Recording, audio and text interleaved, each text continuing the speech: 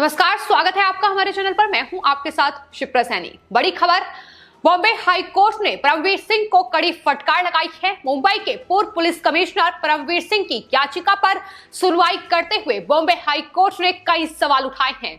Court ने सवाल किया है कि जब तक एफआईआर दर्ज नहीं होती तब तक इस पूरे मामले की जांच सीबीआई को नहीं सौंपी जा सकती है। इसके अलावा भी कई सवाल बॉम्बे हाई कोर्ट की तरफ से परमवीर सिंह के वकील से पूछे गए हैं। आपको बता दें, परमवीर सिंह मुंबई के पूर्व पुलिस कमिश्नर, जिन्होंने सबसे पहले अनिल देशमुख के खिलाफ सीबीआई जांच की मांग करते हुए एक याचिका सुप्रीम कोर्ट में दायर की थी, लेकिन सुप्रीम कोर्ट ने इस याचिका पर सुनवाई करने से इनकार कर दिया था। उन्होंने साफ तौर पर यह कहा था कि बॉम्बे हाई कोर्ट में यह याचिका दायर करनी चाहिए। उसके बाद उन्होंने बॉम्बे हाई कोर्ट का रुख किया और अब उस याचिका पर सुनवाई बॉम्बे हाई कोर्ट में फिलहाल चल रही है। लेकिन इस बीच कहीं ना कहीं परमवीर सिंह को ही कड़ी फटकार बॉम्बे हाई कोर्ट की तरफ से लगाई गई है।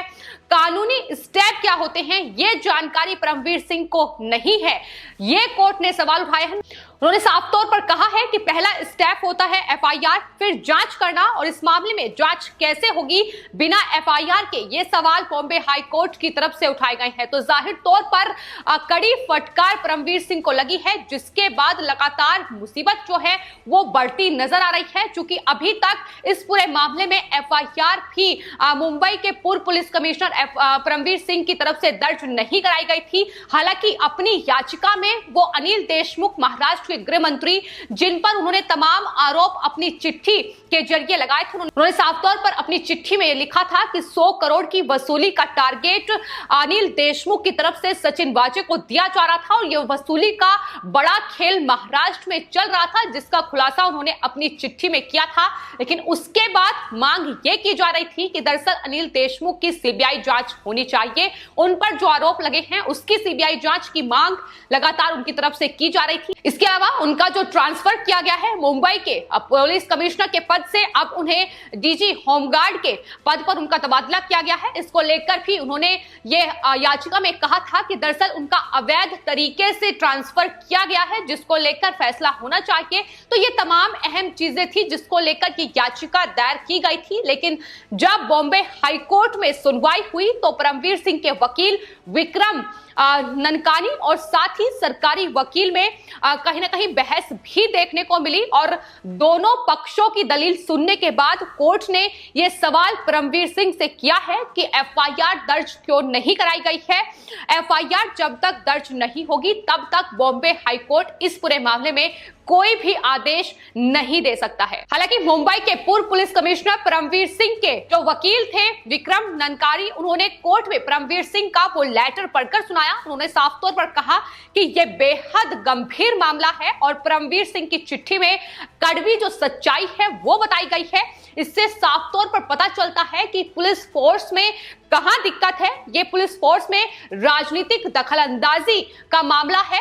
नरकारी ने साथ ही ये भी कहा कि इस पत्र से ये भी पता चलता है कि पुलिस किस दबाव में काम कर रही है और कितना राजनीतिक हस्तक्षेप जो है वो लगातार बढ़ रहा है। तो इस तरीके से जाहिर तौर पर कोर्ट को तमाम चीजें बताने की कोशिश परमवीर सिंह के वरिष्ठ वकील विक्रम नरकारी की तरफ से की गई, लेकिन तमाम चीजों को दरकिनार करते हुए कोर्ट ने यही सवाल किया कि अब तक इस मामले में एफआईआर दर्ज क्यों नहीं की गई है, आगे की जांच जो है वो कैसे संभव हो पाएगी। ये बड़ा सवाल है जिसका जवाब विक्रम नरकारी यानी परमवीर सिंह के वकील के पास नहीं था। तो बॉम्बे हाई कोर्ट में परमवीर सिंह की याचिका पर सुनवाई करते हुए चीफ जस्टिस ने कई सवाल दागे हैं। उन्होंने साफ तौर पर कहा है कि बिना किसी जांच एजेंसी को शिकायत दिए जांच किस बात पर हो, ये जो तरीका अपनाया गया है ये बिल्कुल गलत है और तरीका यही होता है कि पहले शिकायत हो और उसके बाद सीबीआई को जांच सौंपी जा सकती है। तो ये कड़ी फटकार कह सकते हैं परमवीर सिंह को लगाई है। हालांकि बॉम्बे हाई कोर्ट की तरफ से स्टेशन डायरी भी मांगी गई है परमवीर सिंह से, जो अभी तक उनकी तरफ से बॉम्बे हाई कोर्ट में नहीं सौंपी गई है। तो कहीं ना कहीं मुसीबत जो है वो लगातार बढ़ रही है। हालांकि परमवीर सिंह ने जो चिट्ठी उद्धव ठाकरे और महाराष्ट्र के राज्यपाल भगत सिंह कोश्यारी को भेजी है, उसके बाद कहीं ना कहीं महाराष्ट्र की राजनीति में एक सियासी भूचाल देखने को मिल रहा है। जिस तरीके से बड़े आरोप उन्होंने महाराष्ट्र के गृह मंत्री अनिल देशमुख पर लगाए हैं, उन्होंने साफ तौर पर वसूली के खेल का खुलासा महाराष्ट्र में अपनी चिट्ठी में किया है, जिसके बाद बीजेपी लगातार हमलावर नजर आ रही है। फिलहाल अगर चिट्ठी की बात की जाए तो 100 करोड़ का टारगेट एक मंत्री की ओर से, गृह मंत्री की ओर से सचिन वाजे जैसे अधिकारी को दिया जा रहा था, इसका खुलासा हुआ है। लेकिन सवाल यही है कि आखिर जिस तरीके से ये तमाम आरोप लगाए गए हैं, बॉम्बे हाईकोर्ट ने भी यही सवाल किया है कि अगर पहले से परमवीर सिंह को बतौर कमिश्नर इस बात की जानकारी थी कि इतना बड़ा वसूली का खेल चल रहा है, तो आखिर पहले शिकायत उनके खिलाफ दर्ज क्यों नहीं की गई? क्यों अनिल देशमुख पर एफआईआर दर्ज पहले नहीं हुई? उन पर एक्शन क्यों नहीं लिया गया? ये तमाम ऐसे सवाल हैं जो फिलहाल इस पूरे मामले पर बने हुए हैं, जो बॉम्बे हाईकोर्ट ने भी सुनवाई के दौरान उठाए हैं। उन्होंने साफ तौर पर यह कहा है कि आखिर क्या परमवीर सिंह भी इस वसूली के खेल का हिस्सा है? ये फिलहाल सवाल बना हुआ है। जिस तरीके से उनका ट्रांसफर हुआ, उसके बाद ही उन्होंने ये चिट्ठी जो है उद्धव ठाकरे को लिखी। इससे पहले उन्होंने आखिर इस पर सवाल क्यों नहीं उठाए? ये फिलहाल बड़ा सवाल है, जिसका जवाब बीजेपी भी ढूंढने की कोशिश कर रही है। वह महाराष्ट्र की जनता भी लगातार शिवसेना से लेकर परमवीर सिंह और सचिन वाजे पर यह सवाल दाग रही है। लेकिन फिलहाल इस पूरे महाराष्ट्र में एंटीलिया विस्फोटक केस के सामने आने के बाद जो सियासी भूचाल इस चिट्ठी और वसूली के इस पूरे खेल को लेकर चल रहा है, उसमें फजीहत शिवसेना और एनसीपी की हर रोज बढ़ती दिखाई दे रही है। जिस तरीके से अनिल देशमुख के इस्तीफे की मांग लगातार की जा रही है, लेकिन इस बीच परमवीर सिंह मुंबई के पूर्व पुलिस कमिश्नर जो हाईकोर्ट पहुंचे हैं, जाहिर तौर पर शिवसेना कि ये तमाम कह सकते हैं कि अधिकारी रहे हैं, फिर चाहे वो सचिन वाजे हो, परमवीर सिंह हो, जिनके बलबूते पर शिवसेना और महाविकास आघाड़ी सरकार ने वसूली का ये बड़ा खेल खेला है। लेकिन जैसे जैसे एक के बाद एक ये अधिकारी एनआईए के शिकंजे में फंसते जा रहे हैं, वैसे ही शिवसेना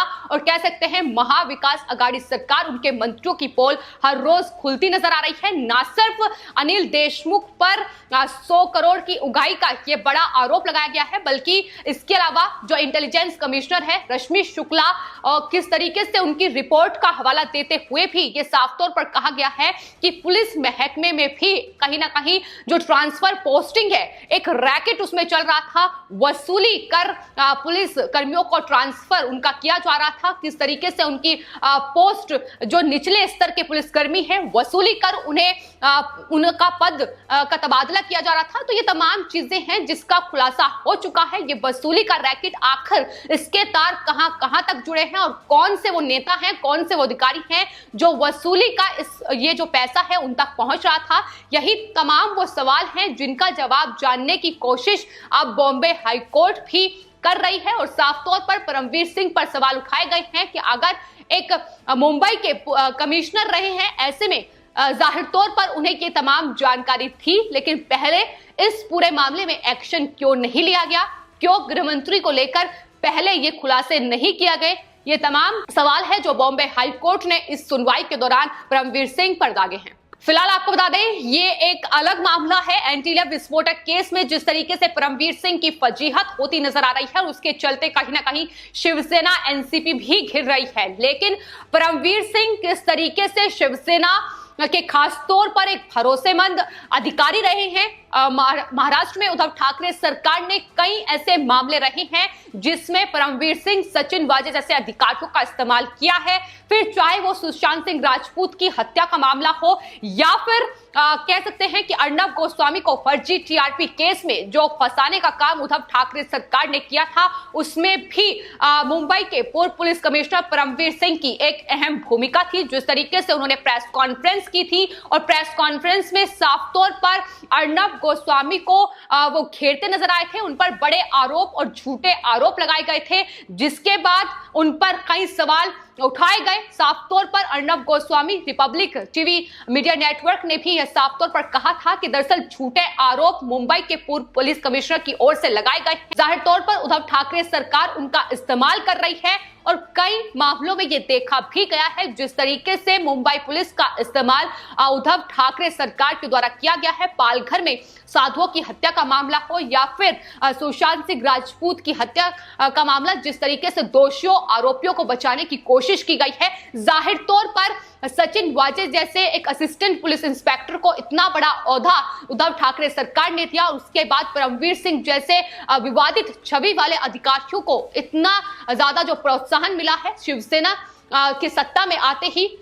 लगातार यही वजह है कि उद्धव ठाकरे सरकार अब इन तमाम अधिकारियों का जिस तरीके से खुलासा सामने आ रहा है उसके बाद खिड़ती नजर आ रही है। और फिलहाल बॉम्बे हाई कोर्ट की यह टिप्पणी अपने आप में कई सवाल उठाती है कि आखिर परमवीर सिंह जिस तरीके से सीबीआई जांच की मांग कर रहे हैं, एफआईआर तक दर्ज नहीं की गई, क्या कानूनी प्रक्रिया को नहीं जानते हैं, तो किस तरीके से बरगलाने और बहकाने की कोशिश की जा रही है। तमाम खुलासे अब निकलकर सामने आ रहे हैं। फिलहाल आपके इस पूरे मामले पर क्या राय है, हमें कमेंट बॉक्स में जरूर लिखें और चैनल को सब्सक्राइब करें। धन्यवाद।